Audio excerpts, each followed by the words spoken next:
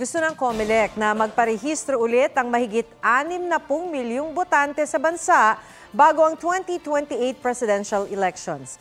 Layon daw nito na malinis ang voters list na sa ngayon ay meron pa ring double o multiple registrants. Ang reaksyon ng ilang botante sa report ni Ian Cruz. Siksikan o kay pamorningang pila. Payagabang pagdaanan ulit ito para sa voter registration.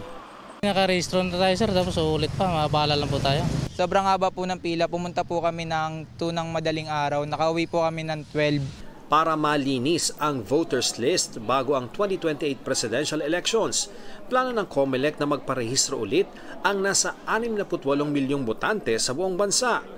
2003 pa raw ang pinakamatandang biometrics na hawak nila at mayroong 491,000 na double o multiple registrants. Wala po tayong intelligence report, wala po tayong mga anomalya na nadidinig. Kaya lang po, lahat na po kasi ng eleksyon natin, laging nawawala yung pangalan sa listahan. Para masettle once and for all yung issue na iyan, pinakamaganda po siguro magparehistro tayo ng bago.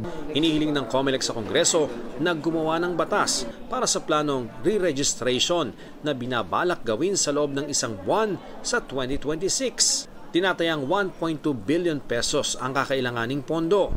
Sakaling matuloy ang re-registration ng mga botante sa 2026, ayon sa COMELEC, hindi naman kinakailangan umuwi pa ng probinsya ang mga nagtatrabaho at nag-aaral dito sa Metro Manila. Kasi po sa atin, 4 fingerprints po ang ginagamit natin. Yung ABIS po, 10 fingerprints. Pagkatapos mayroon pang facial recognition, mayroon pang iris verification. So yun po, kumpletong-kumpleto. Ang election watchdog na NAMFREL, walang nakikitang rason para hindi suportahan ang planong re-registration. Pabor din ang ilang botante.